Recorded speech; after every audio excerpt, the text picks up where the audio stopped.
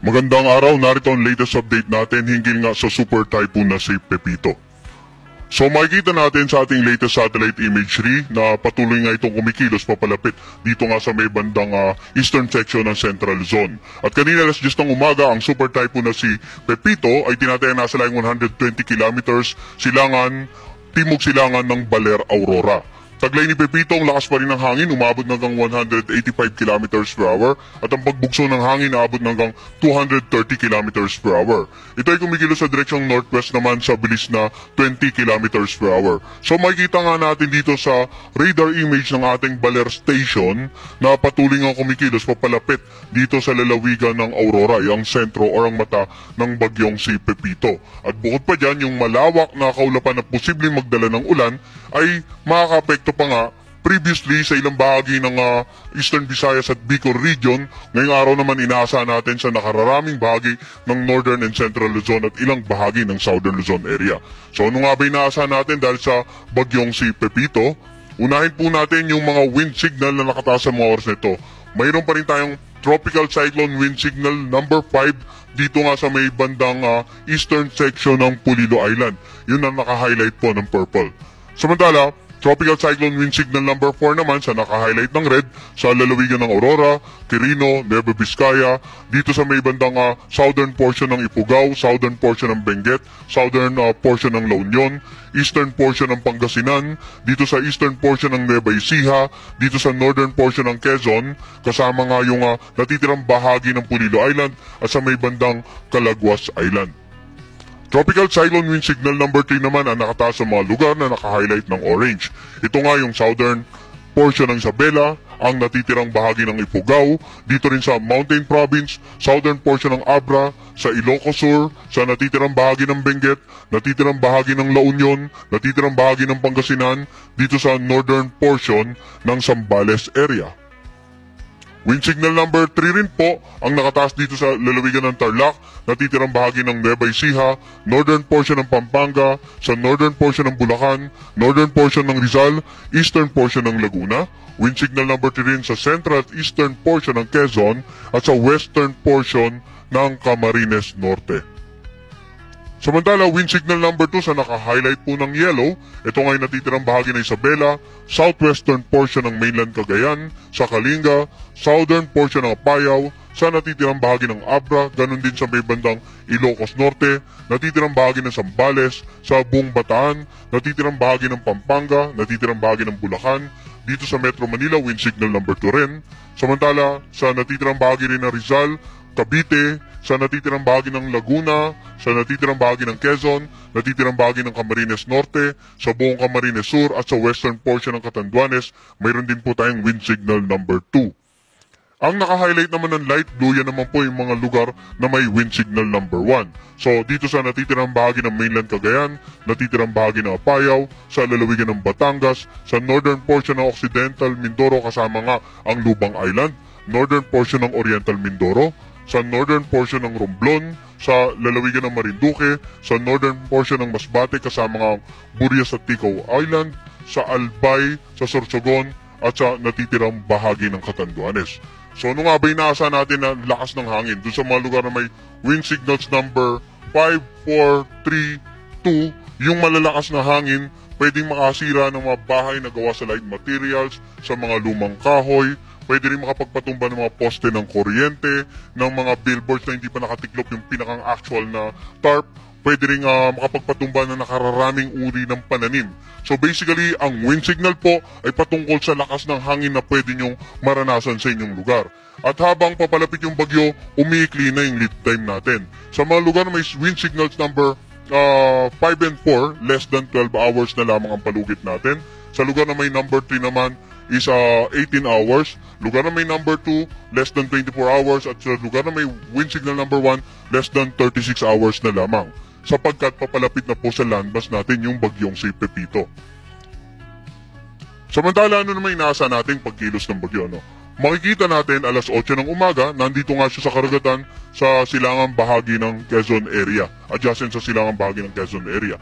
At mamayang gabi, inaasahan natin na posibleng nandito na siya sa may bandang nakalagpas na ng landmass ng Central Luzon. via the La Union area. So ang inaasahan po nating susunod na landfall ngayong araw ay dito sa lalawigan ng Aurora. And then mamayang gabi nga posibleng nakalagpas na ng landmass, will exit the landmass via the La Union area at posibleng sa bukas ng umaga or tanghali ay tuluyan ng nakalabas nga ng northwestern boundary ng ating air responsibility. Dahil sa inaasahan natin pagkilos ng bagyong Pepito sa pagitan ng ngayong araw hanggang mamayang gabi hanggang bukas ng madaling araw, ito naman yung inaasahan natin na rainfall forecast.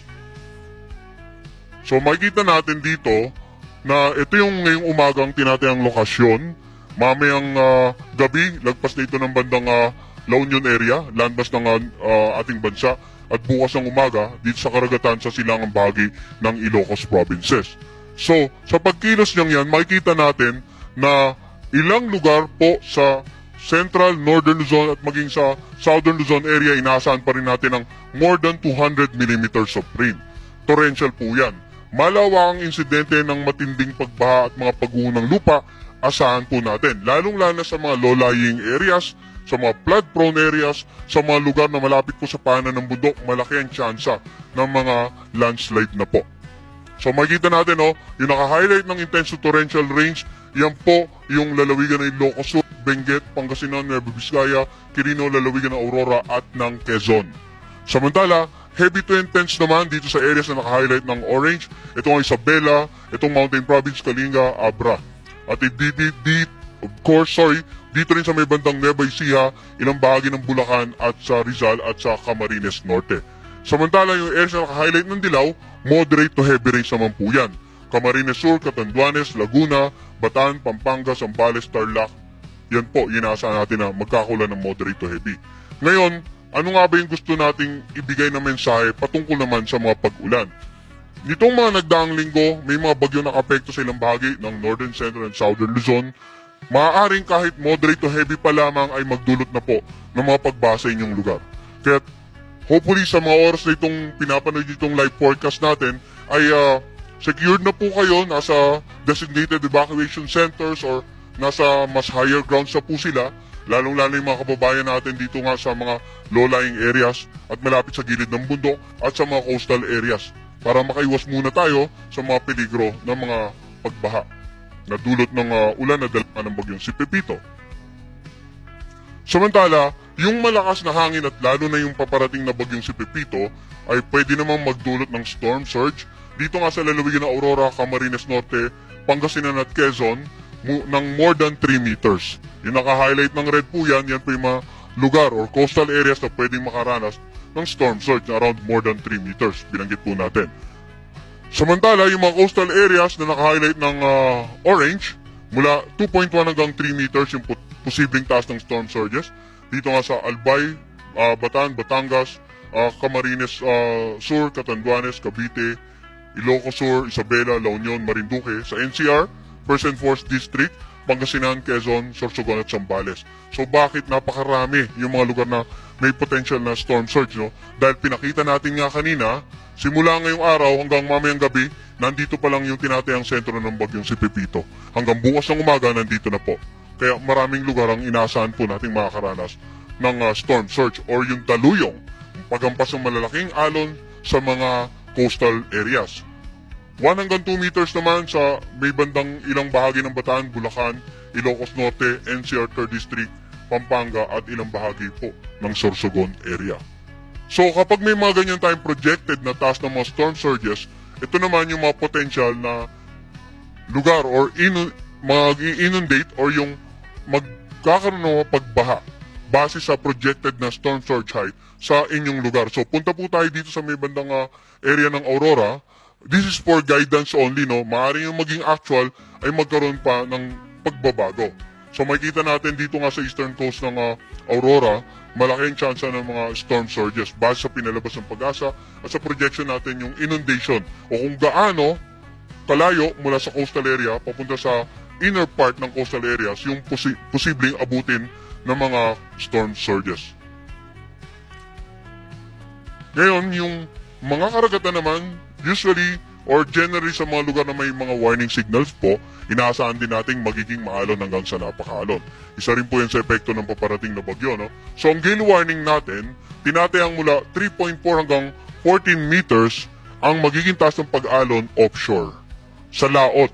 So may gale warning po tayo sa mga karagatan, sa paligid nga ng Catanduanes, Camarines Sur, Camarines Norte, Quezon kasama ang Pulilo Island, Isabela, sa eastern coast ng Cagayan. Dito naman sa kanlurang bahagi, Ilocos Norte, Ilocos Sur, La Union, Pangasinan, Zambales, Bataan, Metro Manila, Cavite at Batangas.